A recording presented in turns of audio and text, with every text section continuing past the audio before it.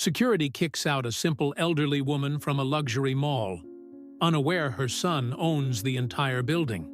The morning sun filtered through the trees along Westwood Boulevard as Margaret Thompson, the 78, carefully stepped off the city bus. She smoothed down her well-worn but clean floral dress and adjusted her modest shoulder bag. Today was special. Her grandson Timothy was turning 16, and despite her limited pension, she was determined to buy him something nice from Paragon Plaza, the newest luxury shopping destination in Los Angeles.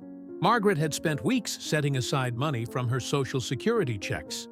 Her son Michael had offered to buy Timothy whatever he wanted, but Margaret insisted on getting her grandson a gift herself. A grandmother should be able to spoil her grandson a little, she had told Michael during their weekly call. As she approached the gleaming glass and steel structure of Paragon Plaza, Margaret felt intimidated. The valet area was filled with luxury vehicles, and well-dressed shoppers with designer bags streamed through the revolving doors, none looking anything like her. "It's just a building with stores," Margaret reminded herself as she entered. The cool air conditioning provided relief from the California heat. Marble floors gleamed beneath enormous crystal chandeliers, while classical music played softly throughout the atrium. Margaret checked the directory and headed to the electronics store on the third floor. Timothy had mentioned wanting a smartwatch, and while she couldn't afford the newest model, she'd researched alternatives that would still be nice. She had exactly $175 saved, significant for her, but modest by Paragon Plaza standards. In the electronics store, Margaret felt overwhelmed. A young salesman approached, his smile faltering as he assessed her appearance. "Can I help you find something?" he asked, his tone professional but lacking warmth. "Yes, please," Margaret said with determination. "I'm looking for a smartwatch for my grandson. Something good quality, but not too expensive." The salesman directed her to the budget section in a corner, barely spending 2 minutes explaining options before excusing himself to help a customer in a tailored suit. Margaret didn't mind. She preferred taking her time anyway. After careful consideration, she selected a watch on sale. It wasn't the fanciest model, but it had good reviews, and the blue strap would match Timothy's school colors. She counted out her saved cash with pride.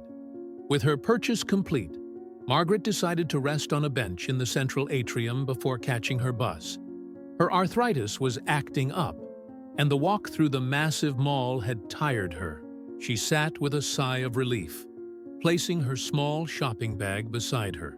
Nearby, teenagers took selfies by a fountain, while business people hurried past. Margaret observed it all with quiet interest, thinking about how pleased Timothy would be with his gift. Little did she know that across town, her son Michael Thompson, CEO of Thompson Real Estate Holdings and owner of Paragon Plaza, was in a board meeting, completely unaware of the events about to unfold. After resting for 20 minutes, Margaret checked her bus schedule. The next bus would arrive in 40 minutes. With time to spare, she decided to explore the food court on the top floor and perhaps treat herself to a small coffee. As she walked through the upper level, Margaret noticed stares from shoppers and store employees. Her sensible shoes squeaked slightly on the polished marble, a stark contrast to the silent designer heels that clicked confidently around her. The food court at Paragon Plaza featured miniature versions of five-star restaurants, each with its own maitre d'. Margaret approached the least intimidating option, a cafe with a French name. "Excuse me," she said to the host, "how much is a regular coffee?" The young man glanced at her, then at his tablet. "Our artisanal pour-over begins at $14. Would you like to see a menu?" Margaret's eyes widened. $14 for coffee. "No, thank you." She backed away, embarrassed but unwilling to spend so much. She decided to sit at one of the public tables instead. As she settled in, she reached into her purse for the sandwich she had packed. Tuna on wheat with a small apple. As she unwrapped her lunch, a security guard watching from across the food court spoke into his radio before approaching. "Ma'am," he said, his voice professionally detached. "Outside food is not permitted in the dining area." Margaret quickly rewrapped her sandwich. "I'm sorry. I didn't know. Is there somewhere I could eat this?" "I'm waiting for my bus." The security guard, whose name tag read Blake, maintained his stern expression. "There are public benches outside the mall." Margaret nodded and began gathering her things. As she stood, her arthritis caused her to move slowly, and she accidentally knocked over her purse. The contents spilled across the floor: her wallet, reading glasses, medication bottles, and the sandwich. "Let me help you," said a kind voice. A young woman in a barista uniform knelt down to help gather Margaret's belongings.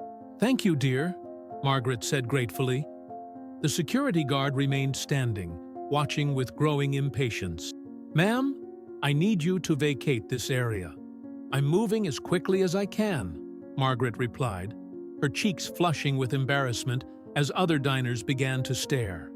A second security guard arrived. This one, Reynolds, according to his badge, had a more authoritative presence. "Is there a problem here?" he asked his colleague.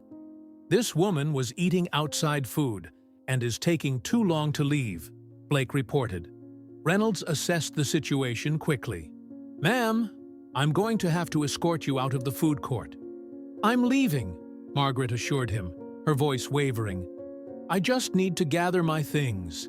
We've had issues with certain individuals using our facilities without making purchases," Reynolds continued, his implication clear. "Paragon Plaza has a particular clientele to maintain." The young barista stood up. "She's just an older lady waiting for her bus. She bought something from the electronics store." She pointed to Margaret's shopping bag. Reynolds ignored her. "Ma'am, please come with me." A small crowd had gathered to watch. Margaret felt mortified as the security guards flanked her, practically marching her toward the elevator. Her hands trembled as she clutched her purse and shopping bag. The elevator ride down was silent and tense. Margaret held back tears, determined to maintain her dignity. When they reached the ground floor, Reynolds led her to a side door typically used by maintenance staff. "The bus stop is 2 blocks that way," he said, pointing. "Please do not return unless you're making purchases." The door closed behind her with a definitive click. Margaret stood on the unfamiliar side street, disoriented and fighting back tears. The shopping bag with Timothy's gift felt heavy in her hand. As she slowly made her way toward the bus stop, Margaret considered calling Michael but stopped herself. He was a busy man with important meetings. He didn't need to hear about his mother being escorted out of a mall like a trespasser. Meanwhile, back at Paragon Plaza, the young barista approached her manager with concerns about what she had witnessed. The manager, more concerned with potential negative publicity than with right and wrong, made a note to speak with security about handling such situations more discreetly in the future. None of them knew that the elegant woman in the penthouse office above the mall, reviewing architectural plans for Paragon Plaza's next wing, was Eleanor Thompson, Michael's wife and Margaret's daughter-in-law. Michael Thompson leaned back in his custom leather chair, loosening his Hermes tie as he gazed out at the Los Angeles skyline. At 54, he commanded respect in every room, not just because of his impressive frame or perfectly tailored suits, but because of the empire he had built from nothing. "The Westchester contract is officially signed," announced Sophia Chen, his chief operations officer. "That makes 23 properties in our portfolio." Michael nodded with satisfaction. "Sate. And Paragon Plaza is still the crown jewel." Paragon Plaza represented everything Michael had worked for since leaving his modest childhood home at 18. The luxury mall had opened just 6 months ago and was already the most profitable retail space in Southern California. "How are the tenant satisfaction numbers?" Michael asked. 92% positive, Sophia replied. And though there have been some complaints about our security protocols being too strict, Michael frowned slightly. We're creating an exclusive experience. That requires maintaining certain standards. His phone buzzed with a message from Eleanor. Don't forget, dinner with Timothy tonight at 7. His favorite restaurant. Michael smiled at the reminder of his son's birthday celebration. Sophia, let's finish this tomorrow. I need to leave early for my son's birthday. As his driver navigated through traffic, Michael reflected on how far he had come. Few in his current circle knew the details of his upbringing. The son of a factory worker and a part-time seamstress, who had grown up in a small apartment where money was always tight, but love abundant. His father had died when Michael was 16, leaving Margaret to raise him alone on even less income. Despite their financial struggles, she had instilled in him an unshakable work ethic and dignity. Michael had worked through college on scholarships and part-time jobs, determined to create a different life. The car pulled up to Vincenti's, an upscale Italian restaurant where Eleanor and Timothy were already waiting. There he is, Michael said warmly, embracing his son. "Phew, the birthday boy?" Timothy, a lanky teenager with his father's height and his mother's gentle features, grinned. "Hey, Dad!" "Your grandmother called earlier," Eleanor mentioned. "She said she has a gift for Timothy but couldn't make it to dinner because of her arthritis." Michael nodded, feeling a twinge of guilt. He had offered many times to move his mother into a luxury apartment near them, but Margaret had always refused, valuing her independence and her community of friends. "We should visit her tomorrow," Michael suggested. "I've been meaning to check in on her anyway." As their meal progressed, Michael compared his son's life to his own at the same age. Timothy attended an elite private school, spent summers traveling internationally, and had never known financial insecurity. Sometimes Michael worried his son might take these privileges for granted. "So, what did Grandma get you?" Eleanor asked Timothy. "Don't know yet. She was being mysterious about it," Timothy replied. "She said it was something I mentioned wanting a while ago." Michael smiled, knowing his mother's thoughtful approach to gift-giving. Despite her limited means, Margaret had always managed to make birthdays special. He remembered how she had saved for months to buy him his first business suit for college interviews. "Your grandmother is the most resourceful person I know," Michael told his son. "She could stretch $1 further than anyone." Back at her apartment, Margaret carefully wrapped Timothy's gift in blue paper, deciding not to mention the mall incident to anyone. She wrote a simple card expressing her love for her grandson and her pride in the young man he was becoming. The Thompson family home in Bel Air was an architectural masterpiece, 6,500 square feet of modern design nestled among old-growth trees. As Margaret's taxi pulled up the following afternoon, she couldn't help but marvel at her son's success. Though she had visited many times, the contrast between Michael's world and her own never ceased to amaze her. Eleanor greeted Margaret with a warm hug. "Timothy's been looking forward to seeing you all day. He's out by the pool with some friends, but I'll call him in." Margaret placed Timothy's wrapped gift on the side table. "How was the birthday dinner last night?" "Wonderful," Eleanor replied. "Michael mentioned we should all have lunch together soon. He's in his study finishing some work, but will be out shortly." Timothy soon bounded in, hair still damp from swimming. "Grandma!" he exclaimed, giving Margaret a gentle but enthusiastic hug. You didn't have to come all the way over here. And miss seeing my favorite grandson on his birthday?" "Never," Margaret teased. Timothy eagerly tore into the wrapping paper. His eyes widened as he revealed the smartwatch. "No way! This is the Sports Track 3. It's perfect for my running statistics. How did you know I wanted this one?" Margaret beamed. "You mentioned it when we were watching that marathon on TV. I did a little research. What she didn't mention was how she had compared features across dozens of websites, or how she had saved a little each week from her grocery money. "This is so cool, Grandma. Thank you." Timothy gave her another hug before examining the watch's features. Michael entered, dressed casually in designer jeans and a simple button-down. A stark contrast to his business attire, but still unmistakably expensive. "Mom," he said warmly, embracing Margaret. "Hi, you're looking well." "You too, dear," she replied, though she noticed the shadows under his eyes. "Working too hard as usual, I see." As they settled in the sunroom, Timothy showed his father the watch. "Look what Grandma got me. It's exactly what I wanted for my marathon training." Michael examined it with appreciation. "This is a good model. Great battery life." He looked at his mother curiously. "Where did you find it?" Something in his tone made Margaret hesitate. Before she could answer, Timothy jumped in. "It must have been online." "Right, Grandma. These aren't sold in many stores yet." Margaret shook her head.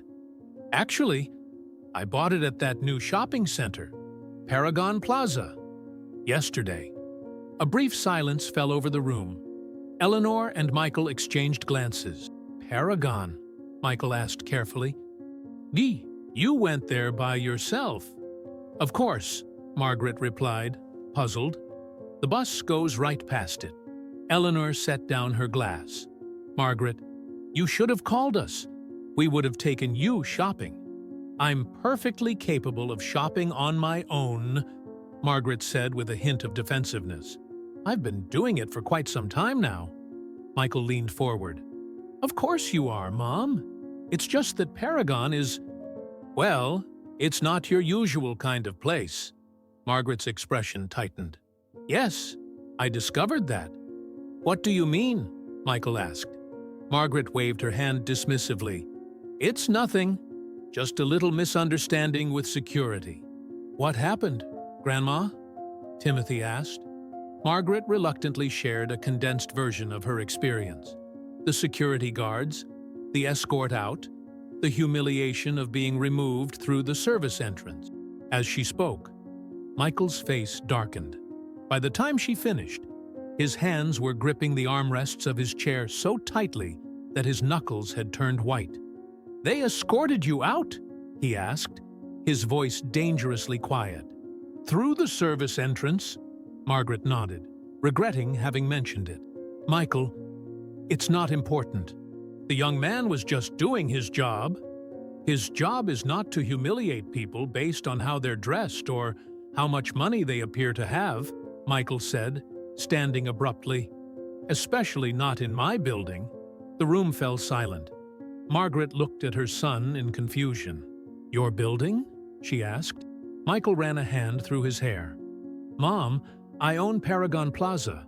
Thompson Real Estate Holdings developed it. It's our flagship property." Margaret's eyes widened. I had no idea. You never mentioned." "I talk about it all the time," Michael said, then stopped, realizing the truth. When with his mother, he rarely discussed his business.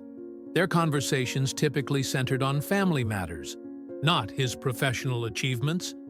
Eleanor suggested Timothy show his grandmother the new landscaping. Once they were alone, Michael paced the room. "Why didn't she call me?" he demanded. "If I had known she was going to Paragon..." "Michael," Eleanor interrupted gently, "your mother is proud and independent. She wanted to buy a gift for her grandson with her own money, in her own way. But to be treated like that, in my building," Michael continued, his voice strained. "What does this say about how my staff operates when I'm not watching? What kind of culture have I created?"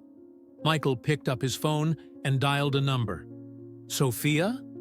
I need you to pull the security footage from Paragon Plaza's food court and main exits for yesterday afternoon. Look for an incident involving an elderly woman being escorted out, and I want the names of every security officer involved. I'm coming in." As Michael strode out, Eleanor saw a side of her husband that rarely emerged. The fierce protectiveness he had inherited from the very woman whose dignity had been violated in his own establishment. The executive floor of Thompson Real Estate Holdings hummed with nervous energy as Michael arrived for his emergency Saturday meeting with Sophia Chen, Harold Jenkins, head of security for Paragon, and Diane Rogers from HR. "Do you have it?" he asked Sophia without preamble. She nodded, starting the security footage she had prepared. The executives watched in silence as the scene unfolded. Margaret being approached by Security Officer Blake, her spilled purse, the barista's attempt to help, Reynolds' arrival, and finally, the humiliating escort through the service exit. When the footage ended, Michael stared at the frozen image of his mother standing alone outside the service entrance. "That woman," he said finally, his voice controlled but trembling with rage, "is Margaret Thompson. My mother." Harold's face drained of color. "Mr. Thompson, I had no idea." "Why would you?" Michael interrupted. "She doesn't dress in designer clothes. She doesn't drive a luxury car. But tell me, Mr. Jenkins, even if she wasn't my mother, would that treatment be acceptable in any establishment bearing the Thompson name?" "No, sir," Harold replied quietly. "Reynolds and Blake," Michael continued. "I want their personnel files." Diane quickly provided the information. Michael scanned it briefly. "Mr. Jenkins, what exactly is the protocol you've established for identifying undesirable visitors to Paragon?" Harold shifted uncomfortably. "Sir, we don't use that terminology. Our security staff is trained to identify potential disruptive individuals and maintain the upscale atmosphere that our tenants expect." "And how exactly do they identify these potential disruptive individuals?" Michael pressed. "It's a combination of factors," Harold explained hesitantly. "Appropriate attire, purchasing behavior, general demeanor. So, in other words," Michael cut in, "you've implemented a policy of profiling people based on their appearance and perceived wealth." Michael turned to Sophia. "I want Reynolds and Blake in this office in 1 hour. And I want to see all policies regarding customer management at Paragon." Michael faced Harold again. "I built Paragon Plaza to be exceptional, not exclusive. I wanted to create a space that inspired aspiration, not one that reinforced division. Sir, the high-end retailers specifically requested certain standards," Harold attempted to explain. "The standards I care about are decency and respect," Michael replied. "My mother saved for weeks to buy a birthday gift for her grandson. She took the bus across town because she wanted to get him something special from the best mall in the city. And your staff treated her like a criminal." Michael paced the conference room. "Somewhere along the way, I lost sight of that promise. I became so focused on building something impressive that I forgot why I was building it in the first place." Diane spoke up. "Mr. Thompson, what would you like us to do?" "As of this moment, Harold, you are on administrative leave pending a complete review of security protocols. Diane, I want a comprehensive anti-discrimination training program developed for every employee who interacts with the public. And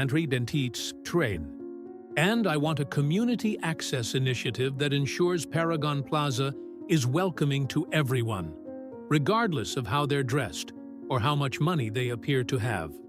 An hour later, security officers Reynolds and Blake sat nervously in the same conference room. Michael entered alone, took a seat across from them, and silently placed a family photograph on the table showing him with Eleanor, Timothy, and Margaret. "Do you recognize anyone in this photo?" he asked quietly. Both men stared at the picture, then at Michael, as the blood drained from their faces. "That's the woman from yesterday," Blake stammered. "Yes," Michael confirmed. "That's my mother, Margaret Thompson. The woman you decided wasn't good enough to sit in a public area of Paragon Plaza. Michael systematically dismantled their actions and assumptions, making them watch the footage of their treatment of Margaret and forcing them to articulate exactly what they observed that identified her as someone who needed to be removed. "Mr. Reynolds, your employment with Thompson Holdings is terminated, effective immediately. Mr. Blake, given your limited tenure and the fact that you were following Mr. Reynolds' lead, you will be suspended without pay for 2 weeks and reassigned after completing extensive retraining." As the men were escorted out, Sophia returned with Paragon Plaza's operational guidelines. "I've highlighted the problematic sections," she said. "There's actually a dress code matrix for employees to evaluate visitors." Michael shook his head in disgust. "Have legal review all of this. I want a complete overhaul by Monday morning." The righteous anger that had fueled him throughout the day began giving way to a deeper emotion: shame. Not just for what had happened to his mother, but for how far he had strayed from the values she had instilled in him. Before leaving, Michael made one more call to Zoe Martinez, the young barista who had tried to help his mother. He personally thanked her for her kindness and offered her a full scholarship for her remaining education, along with an internship at Thompson Holdings. "You were the only person in that entire mall who showed my mother basic human decency," he told her. "That's exactly the kind of person I want associated with my company." As his car pulled up to his home, Michael saw his mother and son sitting on the front porch, engaged in animated conversation. There she was, the woman who had worked double shifts to put him through college, who had never asked for recognition or reward, who had raised him to believe that character mattered more than wealth, and he had created a world that had turned her away. Sunday morning found Michael already in the kitchen when Margaret joined him. "You're up early," she observed, helping herself to coffee. Michael set his tablet aside. "I've been thinking about what happened to you at Paragon." Margaret waved her hand dismissively. "Michael, please, let it go. It was a misunderstanding." "No, Mom, it wasn't," Michael said firmly. "It was the result of policies I allowed to be implemented. Maybe not explicitly, but through my inattention." He took a deep breath. "I spent yesterday firing the head of security and restructuring the entire customer service approach at the mall." Margaret's eyes widened. "Michael, that seems excessive."